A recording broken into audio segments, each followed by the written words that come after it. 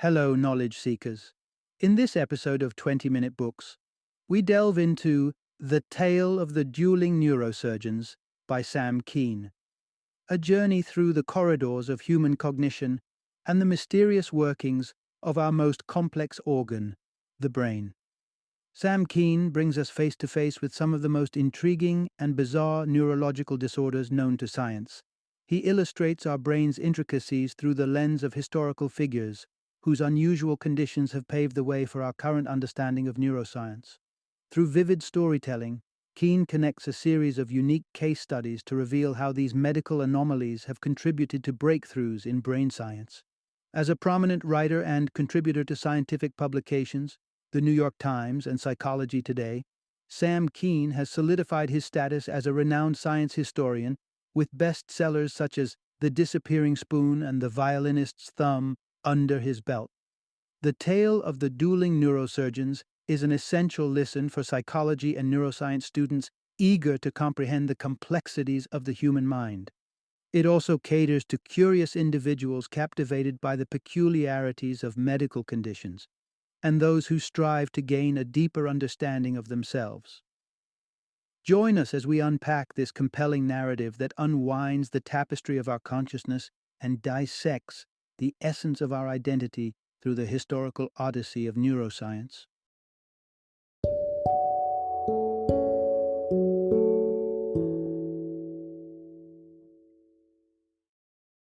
The Tale of the Dueling Neurosurgeons, the history of the human brain as revealed by true stories of trauma, madness, and recovery.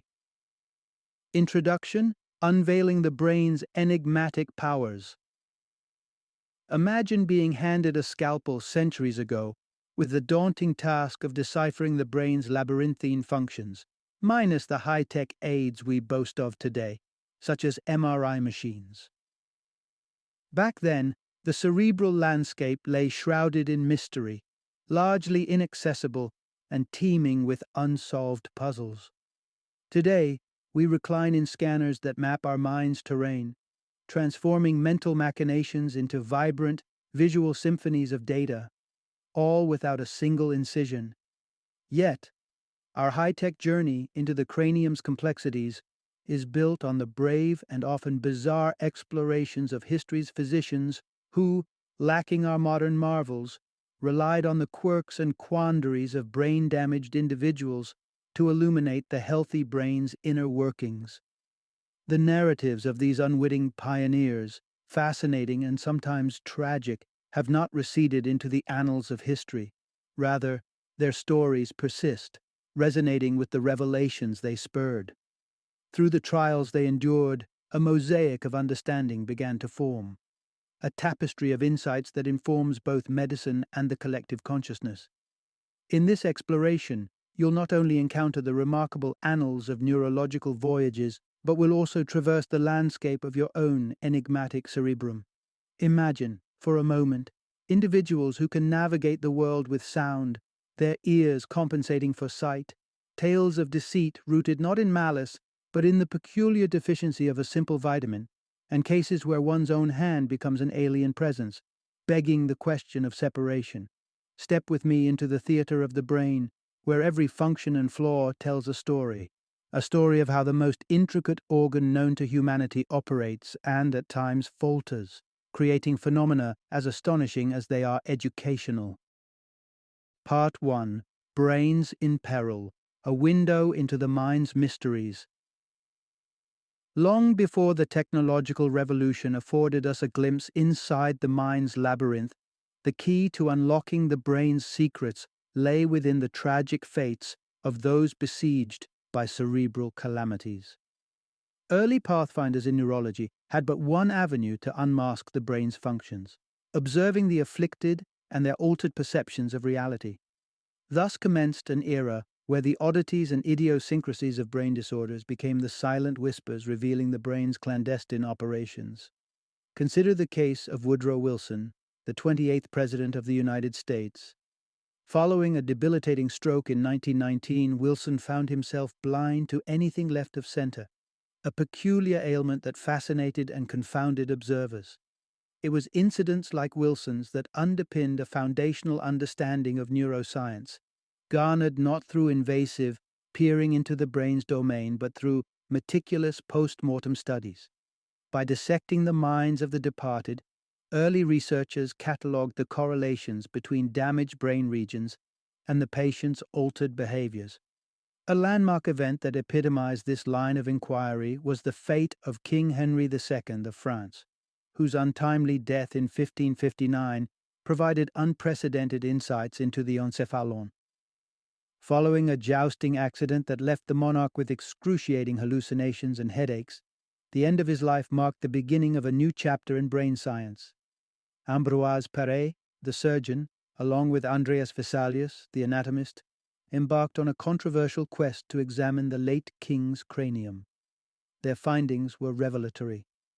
Though the skull held firm, the real tumult resided within, as the impact had incited brain swelling and tissue decay at the rear of the cavity, unlocking the secret to Henry's otherworldly visions. This morbid yet critical dissection laid the cornerstone for autopsy as an instrument of discovery. Beneath the shroud of misfortune enveloping individuals like King Henry lies a treasury of neuropsychological knowledge. It is a testament to the resilience of the human quest for understanding, where the confluence of happenstance and posthumous examinations, spearheaded by astute scientists like Paré and Vesalius, unearthed the cerebral blueprints that sculpt our every thought and action. Part 2. Peering into the mind's architecture. To the unversed eye, the human brain may seem like an unremarkable, dull mass of tissue. Yet, when we peer closer, we unveil an astonishingly intricate map, a nexus of delicate yet profound systems, hierarchically arranged to sustain the very essence of life and cognition. Let's delve into this cerebral structure layer by layer. At the foundational level lies the lower brain, an anchoring point for our vital functions. Envision it cradling the brain's base, exerting silent command over the rhythm of breath, the beats of the heart, and the cadence of sleep. It heralds the primordial beat of existence, stretching from the pinnacle of the spinal cord up to the sovereign realms of the brainstem and cerebellum. The cerebellum, with its quaint resemblance to a miniature brain, is secured to the main structure's rear. It forms a sophisticated duo with the pons and the medulla, both adept conductors of the symphony of bodily motion. Together they harmonize our dance through life, synchronizing every leap and pirouette in the ballet of daily movements. Ascending from this base is the middle brain, ensconced within, yet omnipresent, serving as the great relay station for sensory and neural dispatches. Bridging the realms of left and right, the hemispheres stand united by the corpus callosum, a fibrous thoroughfare facilitating cerebral dialogue. This core also houses the limbic system, a collective of structures interwoven with the threads of memory and the tapestry of emotions. Then there's the cortex, a mantle of convolutions cloaking the brain. It is here, amidst the ridges and grooves that complex thought unfurls, where the human capacity for planning, musing, and dreaming takes flight. The frontal lobes, our strategic headquarters, choreograph foresight and resolve, while the temporal lobes curate the symphony of language and the recognition of faces and melodies. At the rear, the occipital lobes serve as the mind's canvas, where light and shadow are interpreted into the miracle of sight. And upon the upper sides, the parietal lobes lie in wait, eager to decode the sensory messages from the eyes, ears, and skin. Thus unfolds the riddle of King Henry II's vivid hallucinations. The occipital lobes, his vision's sanctum, had been ravaged. Injured and besieged, they crafted not the reality before him, but a spectre of tormenting illusions. Here, in the palisades of his bruised brain, the tale of his sufferings found their source. Part 3. The Brain's Cellular Choreography. Embark on a microscopic journey into the brain, and you'll find it teeming with a bustling network of cells. These are no ordinary cells.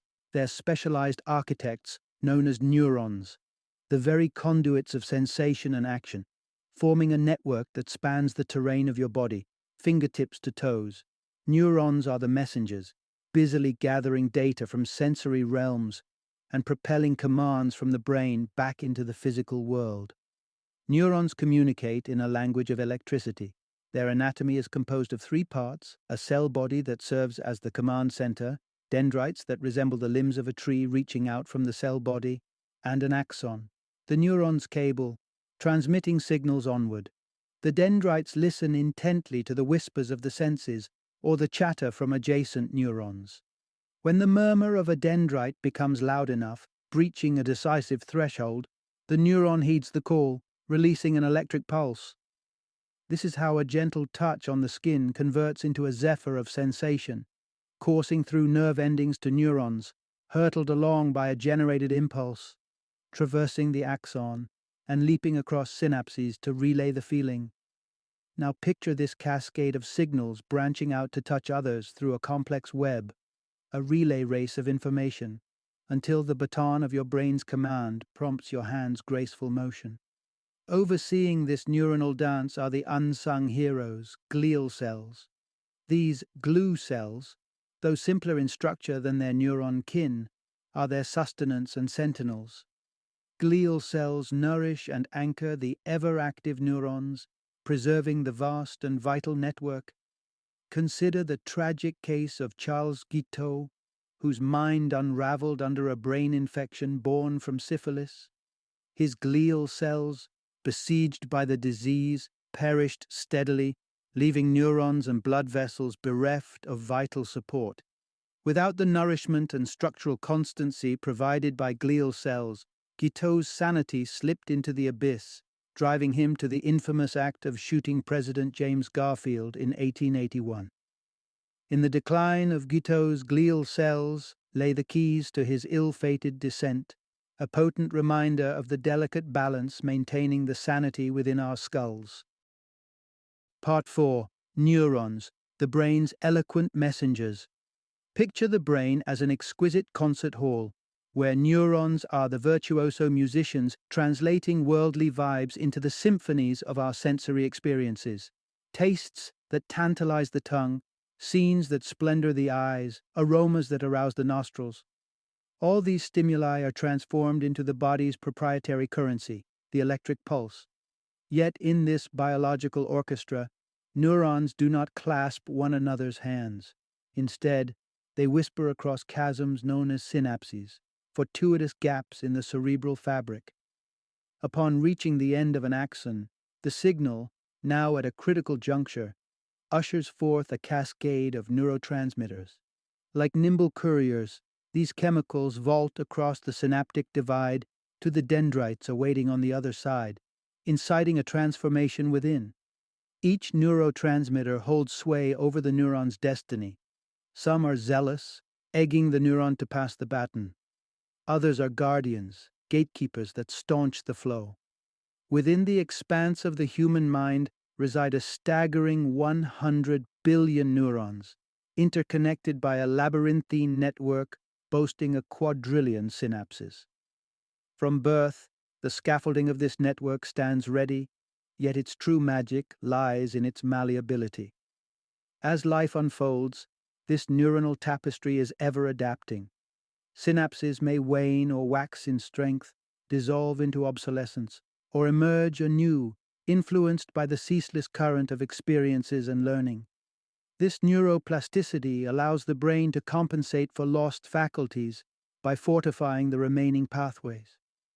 Take the extraordinary example of individuals robbed of their vision, who, armed with nothing but a cane's tap or a tongue's click, conjure echoes that sketch the contours of their world, an auditory canvas.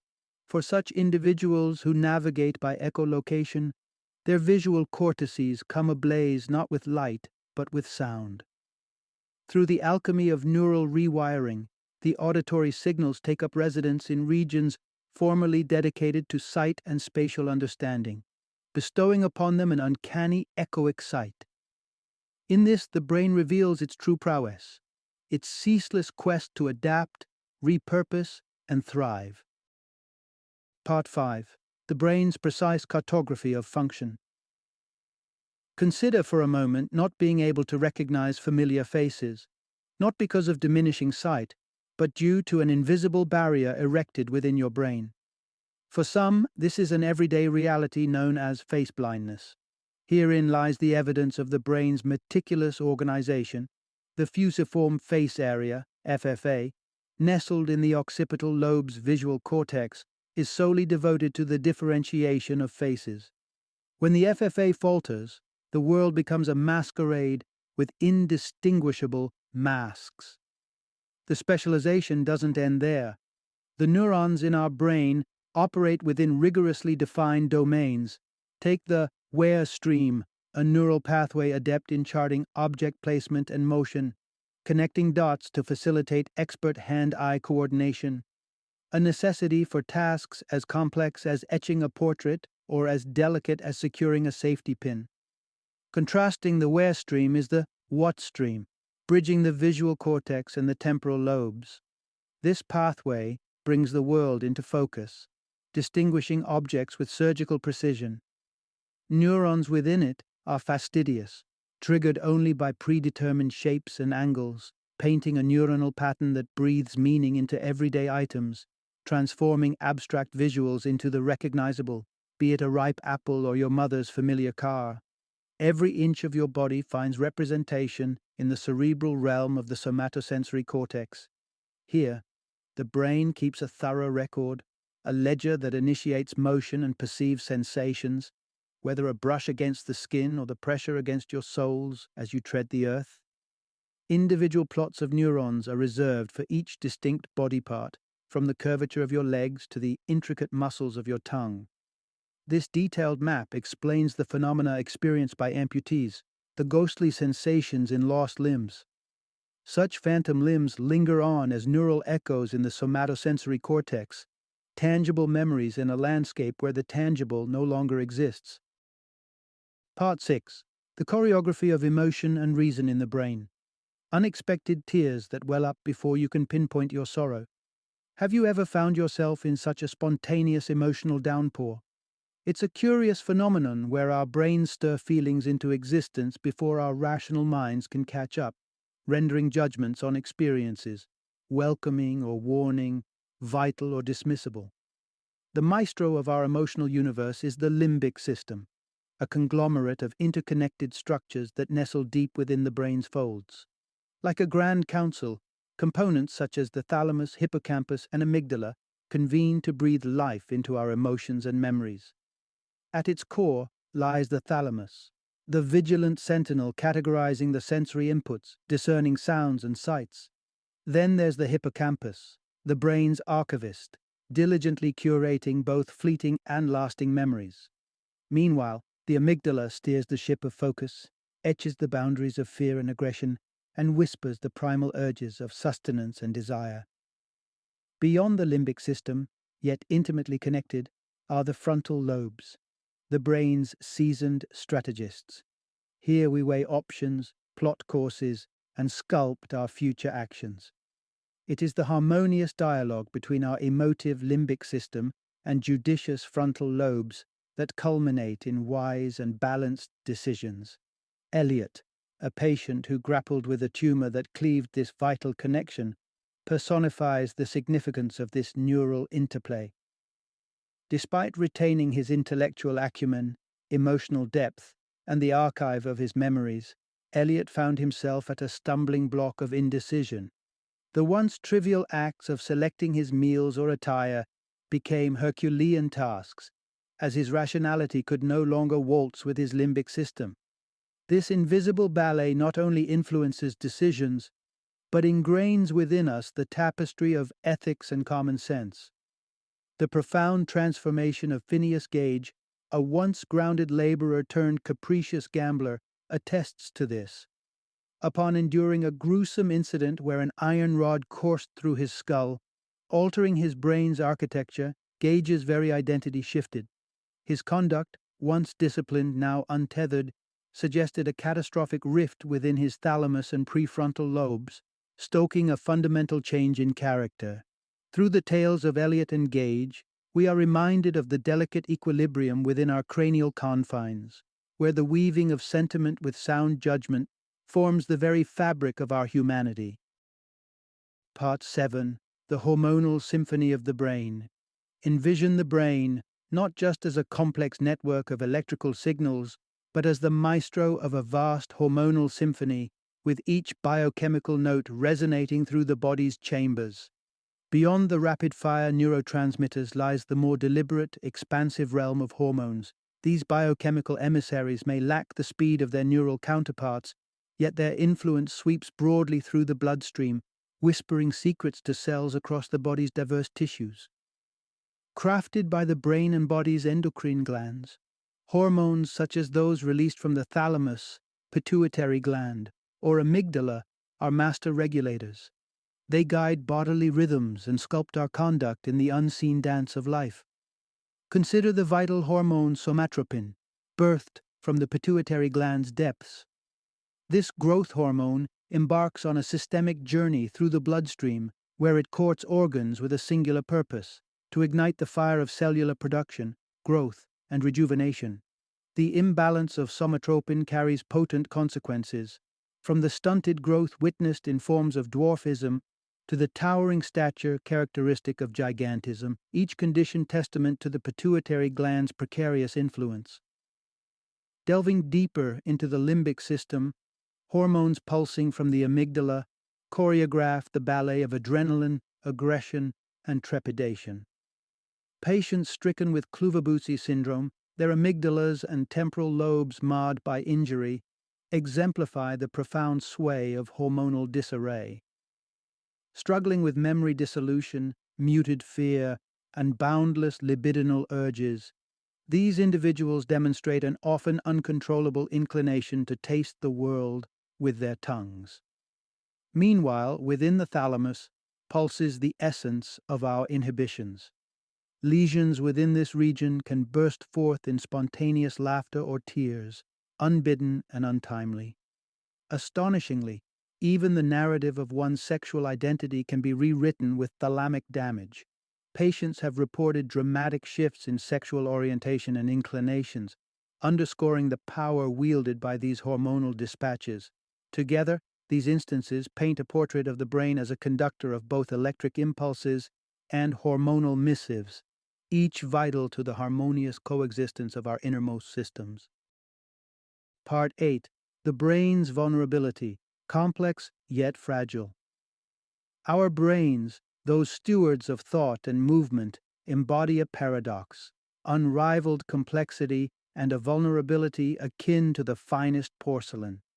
Just a minuscule alteration within its labyrinth, a minuscule miss in the symphony of synapses, can send ripples cascading through the mind's seas, culminating in bewildering phenomena that remind us of our fragility. Consider the strange realm of sleep paralysis, an experience that, although transient and common among the spiral of sleep disorders, testifies to the intricate balancing act performed by our brains each night. As we venture into sleep's embrace, many muscles receive a signal to succumb to a tranquil stillness, preventing the physical enactment of dreams. With the dawn, this paralysis lifts seamlessly. It's supposed to. Yet, sometimes the brainstem, the timekeeper of sleep, missteps. The result: one regains wakeful consciousness, but the body remains ensnared in an invisible vice, unresponsive and immobile for moments that can seem an eternity. On another front, epilepsy unfolds its tempest of dysfunction with seizures, sudden temblors that commandeer the body, spurred on by rogue neurons that convulse and short-circuit the brain's delicate electrical network. Epilepsy wears many masks, its seizures sculpted by the specific malfunctions and triggers nestled within the brain's geography. Triggers as innocuous as a fragrance or a puzzle cube can prompt this cerebral insurgency. While some brain conditions trace their lineage to genetic roots, others arise from nutritional deficiencies.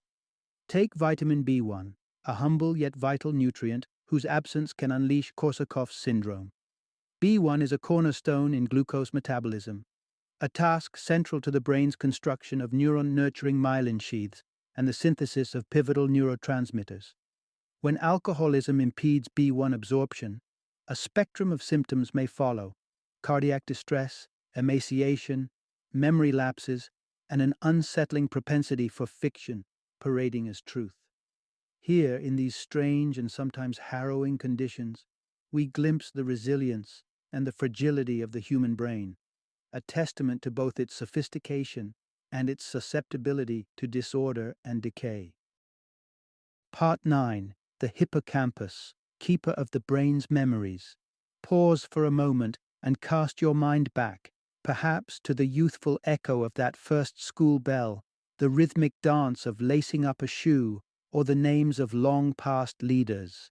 Now consider the fleeting word that only moments ago populated your thoughts. This grand tapestry of remembered fragments, this vast repository of memory, is primarily governed by a small yet mighty structure within the brain, the hippocampus. Resembling a seahorse in form, the hippocampus lies nestled at the cerebral core, a hub where the tendrils of memory intertwine. It is the custodian of the transient, our short-term memories, capturing the ephemeral whispers of now, from the casual glance to the delicate articulation of the last phrase you've heard. Within its realm, neurons volley information, briefly cradling each detail before it is washed away by the continuous surge of the new. While adept at the art of the impermanent, the hippocampus also serves as the forge where long-term memories are shaped. Within its walls, neurons labor to fortify connections, meshing facts and events into a more enduring form. These memories gain permanence through the crucible of emotion or the furnace of repetition, eventually finding their way to the cortex, where they are enshrined for future retrieval. Memory, however, is a multifaceted phenomenon. It embraces various forms that chart different cognitive waters. Semantic memory is the vault of our declarative knowledge, the facts and trivia, such as the identity of the 13th president or the nuances of yesterday's meal. We venture next into the realm of procedural knowledge, the intrinsic knowledge for movements and tasks woven into our muscle memory. This province includes the neurons of the cerebellum and striatum, which conduct the orchestra of automated skills like cycling or fastening buttons, efforts that can be summoned without conscious pondering. Lastly, there's episodic memory, the chronicle of our personal narratives, inherently entwined with the emotional landscapes of the limbic system. These memories are the repository of our joys and sorrows, the vivid panoramas of our life's journey. Together, these components of memory, orchestrated by the hippocampus, form the delicate mosaic of our past, etched within the very fabric of our brains. Part 10. The collaborative genius of our brain's hemispheres. The mythos of the left-brained logician and the right-brained artist pervades pop culture, casting the cerebral hemispheres as distinct personalities. While the notion of one being entirely ruled by a single hemisphere is unfounded, there is a kernel of truth. Each hemisphere does indeed sway more prominently toward a set of specialized tasks. The left hemisphere, typically holding the reins of dominance, is predisposed to language, systematic reasoning, and theoretical problem-solving. It is the grand conductor of the right side, weaving a narrative that rationalizes sensory information. Within this hemisphere resides Broca's area, perched at the frontal core. It is the forge where the raw ore of thought is hammered into the structured alloy of speech. Those who grapple with damage to Broca's area find themselves in a labyrinth of aphasia, where understanding remains intact, but expression is ensnared. A stone's throw away, at the back, lies Wernicke's area, equally invested in the commerce of language. Victims of Wernicke aphasia find themselves adrift, with sounds abounding but meaning lost, articulating naught but a stream of linguistic chaos. Complementing its partner, the right hemisphere curates the sensory experience, shaping perceptions of space, choreographing movement, and decoding faces. This hemisphere often dances in step with the emotions orchestrated by the limbic system. Consider the peculiar state of Capgras syndrome. Here, A fault line disrupts the connection between the fusiform face area and the limbic system. Faces are recognized, yes, but the vital spark of familiarity, of emotional resonance, is extinguished. Thus ensues the delusion of loved ones supplanted by doppelgangers. Connecting these cerebral continents is the corpus callosum, a bridge woven from a tapestry of fibers that broker a ceaseless exchange of information. Such connectivity is essential, for the right brain commands the left body, and the left brain the right. This reciprocal relationship undergirds not only our dexterity and orientation, but our advanced cognitive capabilities as well. The brain, in its unified duality, showcases how the harmonious collaboration between specialized regions and hemispheres gives rise to the richness of human ability, assuring that logic and creativity, analysis and intuition are all part of a singular, magnificent whole. Part 11. The Enigma of Consciousness, a Tale of Mind and Matter. Long gone are the days when ancient wisdom placed the essence of consciousness within the heart, revered and preserved through the timeless rituals of mummification, while the brain was cast aside as mere offal. Millennia of inquiry have since corrected this view, elevating the brain as the throne of awareness. Yet, the precise mechanisms by which consciousness unfurls within its neural realm remain one of science's greatest riddles. Our sense of self, that inner narrative that tells us we are unmistakably us, is an intricate patchwork quilted from the fabric of memory, emotion, and volition. Each thread is crucial. Snag one, and the tapestry of identity may distort. Take, for instance, the curious phenomenon of alien limb syndrome. When the corpus callosum, the cerebral bridge, suffers a breach, limbs may rebel against their own.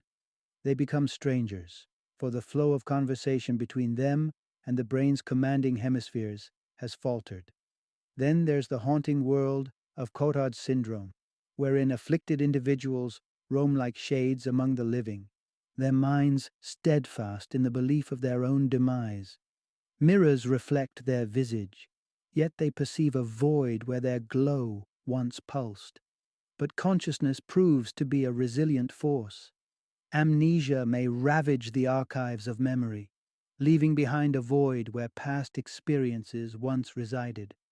Despite this, amnesiacs often retain the core of their personalities, their individual essence remaining a steadfast beacon amidst the fog of forgetfulness.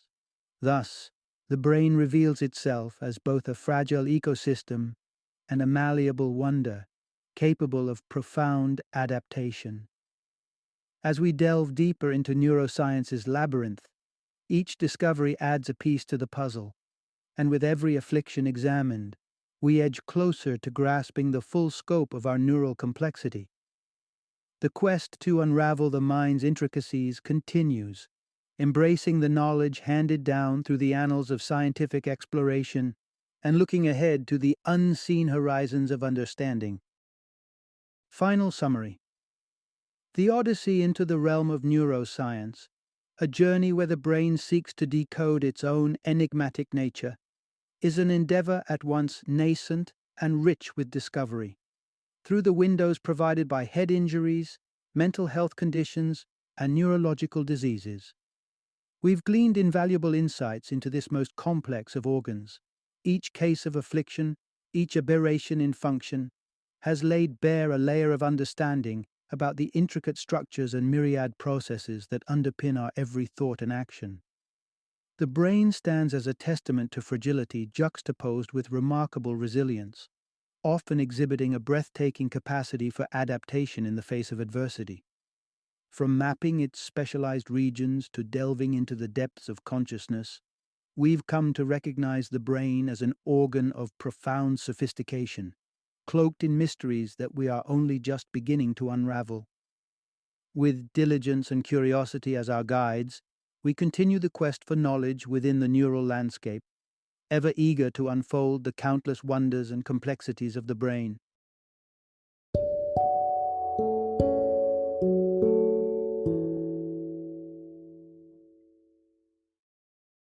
Thank you for joining me today on this journey of learning and discovery as we explored the insights of another thought-provoking book in our growing library of knowledge.